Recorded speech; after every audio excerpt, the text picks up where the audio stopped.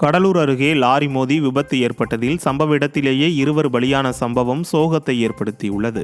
காமராஜ் நகரைச் சேர்ந்த செல்வராஜ் பிரபா தம்பதியினரின் மகள் ராஜபிரதீபா தஞ்சாவூரில் உறவினரின் திருமணத்திற்காக பைக்கில் சென்று கொண்டிருந்ததாக கூறப்படுகிறது.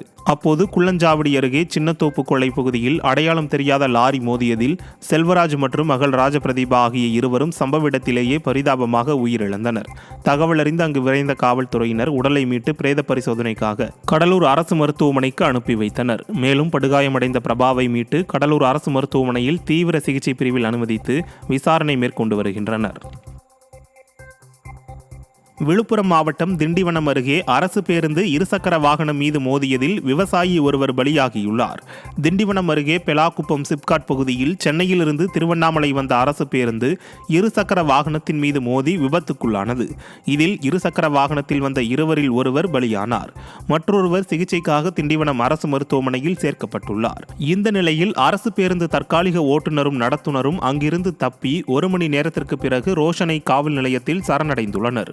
விடிய ஆட்சியில் தற்காலிக ஓட்டுநர் அரசு பேருந்தை இயக்கியதே இந்த விபத்துக்கு காரணம் என கூறப்படுகிறது.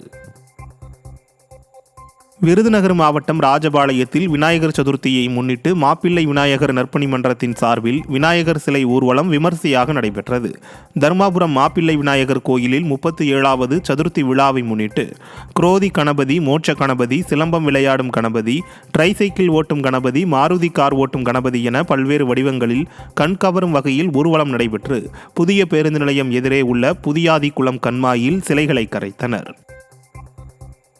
தூத்துக்குடி அருகே சாலையை கடக்க முயன்ற ஆசிரியர் மீது அதிவேகமாக வந்த இருசக்கர வாகனம் மோதிய சிசிடிவி காட்சிகள் வெளியாகி அதிர்ச்சியை ஏற்படுத்தியுள்ளது. பரமன்குறிச்சி பிச்சிவிளை தெற்கு தெருவைச் சேர்ந்த ரேவதி கௌசல்யா என்ற அந்த ஆசிரியை சாத்தான்குளம் இட்டமொழி சாலையை கடக்க முயன்ற போது நெடுங்குளத்தைச் சேர்ந்த செல்வின் என்பவர் ஓட்டி வந்த இருசக்கர வாகனம் மோதி அவர் படுகாயமடைந்தார். அவருக்கு தீவிர சிகிச்சை அளிக்கப்பட்டு வரும் நிலையில் காவல்துறையினர் செல்வினை தேடி வருகின்றனர். இதை அறிந்த பொதுமக்கள் அதிவேகம் ஆபத்து என்ற விழிப்புணர்வை இத்தகைய வாகன ஓட்டிகளுக்கு விடிய அரசு ஏற்படுத்த வேண்டும் என கோரிக்கை வைத்துள்ளனர்.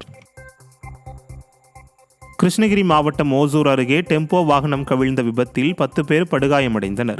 தேன்கனிக்கோட்டை அடுத்துள்ள கச்சுவாடி கிராமத்தைச் சேர்ந்த பெண் கூலி தொழிலாளர்கள் சாமந்தி பூக்களை அறுவடை செய்து டெம்போ வாகனத்தில் திரும்பி வரும்போது பாலத்தொட்டனப்பள்ளி கிராமம் அருகே கட்டுப்பாட்டை இழந்த வாகனம் சாலையோர பள்ளத்திற்குள் கவிழ்ந்து விபத்துக்குள்ளானது.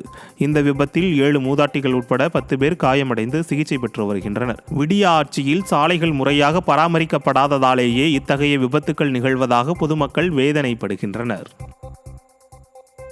திருப்பூர் மாவட்டம் பல்லடம் அருகே சாக்கடையை முறையாக சுத்தம் செய்து தர வேண்டிய பகுதி மக்கள் கோரிக்கை வைத்துள்ளனர். பணப்பாளையம் பகுதியில் உள்ள ஏடி காலனியில் முறையாக சாக்கடை சுத்தம் செய்யாத காரணத்தால் கழிவுநீர் தெருக்களில் தேங்கும் அவல நிலை ஏற்பட்டுள்ளதாக பொதுமக்கள் வேதனை தெரிவித்துள்ளனர். இதனால் சாக்கடை கழிவு நீரானது தெருக்களில் தேங்கி புழுக்கள் உருவாகி வீடுகளுக்குள் செல்வதாக பொதுமக்கள் வேதனை தெரிவிக்கின்றனர். இதனால் குழந்தைகளுக்கு நோய் தொற்று ஏற்படும் அபாயம் உள்ளதாக பொதுமக்கள் குற்றம் சாட்டுகின்றனர். இந்த நிலையில் கழிவுநீரை அப்புறப்படுத்தவில்லை என்றால் சாலை மறியல் போராட்டத்தில் ஈடுபட போவதாக பகுதியினர் எச்சரித்துள்ளனர்.